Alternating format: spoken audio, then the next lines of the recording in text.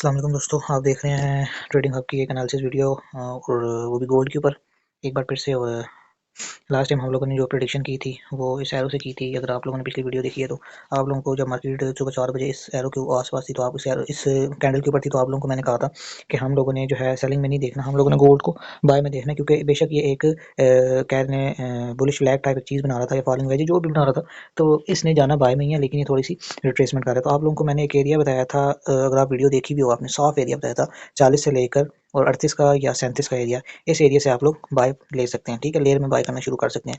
ये एरिया बताने की जो वजह थी वो मैं अभी आपको बता देता हूँ कि एरिया बताने की क्या वजह थी। हम यहाँ से फिबोनाची रिट्रेसमेंट टूल को जो है ना, अगर हम मेजर करें इस एरिया को, तो ये तकरीबन जो इसका मिड जोन बनता है 0.5 और 0.618 का, वो यही एरिया बनता है जो आपको भी मैं बता चुका हूँ, ठीक हो गया।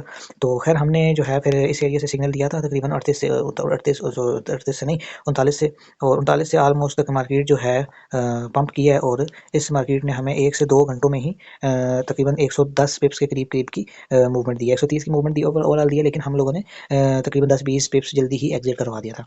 अच्छा, उसके बाद मार्केट एक मेजर एरिया पे आ गई थी, जो कि मार्केट ने एक ब्रेकआउट तो दे दिया, अपना एक हायर हाई तो एक बना दिया, लेकिन मार्केट को ज़रूरी था कि एक छोटा सा अपना हायर लो भी बनाए। तो इस एरिया और इस रिट्रेसमेंट को, और एक हमारा यहाँ पे एक जोन था, वो एक स्ट्रेटजी है हमारी, उसके मुताबिक एक ये जो जोन बन रहा था इसके ऊपर हमने फिर अगेन सेल दी। लेकिन ये वाली जो सेल थी ये हमने, ये साथ साथ मैं एक वीडियो अपना स्क्रीन शॉट भी चिपका दूंगा।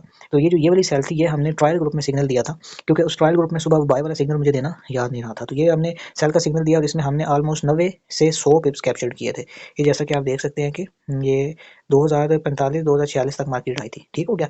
तो अच्छा, उसके बाद डेफिनेटली फिर यहाँ पे आप देख सकते हैं कि यहाँ पे 8 बजे क्योंकि एक न्यूज़ थी, और न्यूज़ का एक इतना अजीब सा इम्पैक्ट पड़ा कि गोल्ड जनाब हमें 2000 और 80-84 के लेवल पे, 86 के लेवल पे एकदम नज़र आया, और ये कॉन्टीन्यूसली ऊपर गया, ठीक हो गया। ऊपर जाने इसका उस वक्त तो नहीं इतना आइडिया हुआ लेकिन क्यों जा रहा है, लेकिन बाद में कुछ न्यूज़ आई थी रशिया वगैरह से रिलेटेड, न्यूक्लियर वॉर से रिलेटेड, तो हमें आइडिया हो गया था कि क्या वजह है गोल्ड के ऊपर जाने की, ठीक हो गया। डॉलर बहुत बुरी तरीके से वीक हुआ था। खैर अब आने वाला जो वीक है, लाइक मंडे जो है, मंडे तो खैर शुरू ही हो गया, तो इसमें जो है काफ़ी सारी न्यूज़ेज़ हैं, और मुमकिन है कि DXY को स्ट्रॉन्ग किया जाए और गोल्ड को थोड़ा सा सेल किया जाए। लेकिन अल्टीमेटली जो है हम गोल्ड को देखेंगे तकरीबन कल के दिन में बाय में, लेकिन इस एरिया से हम बाय में नहीं देख सकते गोल्ड को। गोल्ड को कम अज़ कम भी अगर आना चाहिए ना, तो 66 से लेकर 68 के एरिया तक गोल्ड को लाजमी आना चाहिए। मैं भी यहीं पे जोन बना देता हूँ, 68 से लेकर और 66 के एरिया तक गोल्ड को लाजमी आना चाहिए। अभी हम फिबोनाची टूल भी यूज़ करके देखते हैं कि अप्रॉक्सीमेटली इसको कितना एक जो है ना रिट्रेसमेंट दिखानी चाहिए। हाँ, हम सेल भी कर सकते हैं, लेकिन सेल करना इस कंडीशन में थोड़ा खतरनाक तब हो सकता है, क्योंकि गोल्ड ऑलरेडी 2-3 घंटे की रिट्रेसमेंट दिखा चुका हुआ है। तो गोल्ड यहाँ से एकदम जो है शूट अप भी कर सकता है, और हम बाय भी नहीं कर सकते, क्योंकि रिट्रेसमेंट 3 घंटे की शायद इसके लिए इतनी काफ़ी ना हो, तो इसने मजीद सेल होना हो। तो इसलिए हम एक अच्छे रीजनेबल पॉइंट पे आके बाय या सेल की एंट्री देखेंगे। अच्छा, अब हम पैमाइश कर लेते हैं, मेजर कर लेते हैं फेब टूल को। तो गोल्ड जनाब यहाँ से बाय होना स्टार्ट हुआ और इस एरिया तक गोल्ड बाय होता गया, ठीक हो गया। अगर हम मजीद जो है ना फेब को एक्यूरेट करके लगाते हैं, एक्यूरेट मतलब इस कैंडल के स्टार्ट से शुरू करते हैं कि पंप कहाँ से हुआ था, और उस कैंडल की बॉडी तक भी हम अगर रखते हैं, तो हमारे पास जो एरिया आता है वो ये वाला आता है। तकरीबन मैं भी आपको जो है ये वाला एरिया आता है, ठीक हो गया। तो ऑलमोस्ट जो मैंने एरिया मेंशन किया है ना, उस एरिया के करीब करीब का ही ये एरिया है। इसी में गोल्ड फॉल कर सकता है आने वाले मंडे को, और इस एरिया से हमें एक अच्छा बाय देखने को मिल सकता है। मैं आपको दिखा देता हूँ हम क्या करेंगे।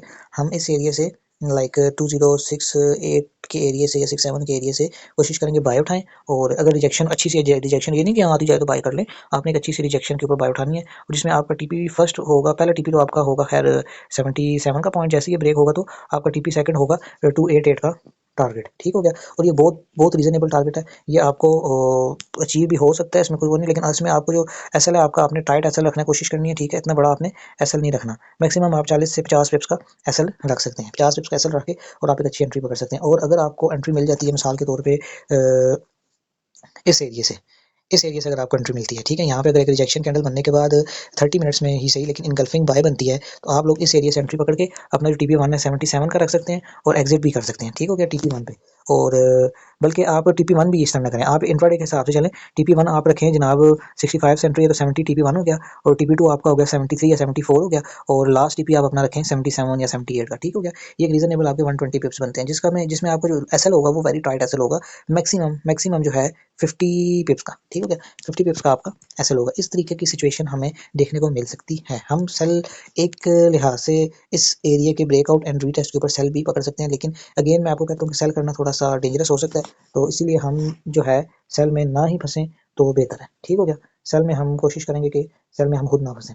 ठीक है, ये था अभी तक का सिनेरियो गोल्ड का। और बाकी हम लोगों ने यहाँ एनरोलमेंट आस्ता आस्ता स्टार्ट कर दिया, जिसमें हम 5,000 से 10,000 डॉलर की स्टूडेंट्स को इन्वेस्टमेंट देंगे, जो है हमारे क्राइटेरिया को उतरता रहेगा, जो कोर्स में एक अच्छी अपनी पोजीशन मेंटेन करता रहेगा, और जो है अच्छा सीखेगा, उसको 5,000 डॉलर से लेकर 10,000 डॉलर की इन्वेस्टमेंट मिलेगी, जिसमें जो है आप एक रीज़नेबल जो है अपना मंथली इनकम कमा सकते हैं। और 70% आप हमें देंगे, और जो है सॉरी 70% आप खुद रखेंगे और 30% हमें देंगे। और ये एक अच्छा आप लोगों के लिए एक बहुत बढ़िया हम ट्रेडिंग हब की तरफ से अपॉर्चुनिटी लेके आए हैं। ये जिस तरह हम देख सकते हैं कि गोल्ड जनाब हाई के बाद हायर लो बनाया, हायर लो बनाने के बाद जनाब गोल्ड ने जो है all time high, almost all time ही हायर हाई बनाया। जो गोल्ड को यहाँ आना ही चाहिए नया अपना हायर हाई बनाने के लिए। ठीक है, उधर से फिर अगेन हमें इस लेवल तक रिट्रेसमेंट देखने को मिल सकती है। उसके बाद फिर देखते हैं कि क्या सिनेरियो बनता है क्या नहीं बनता। ठीक हो गया।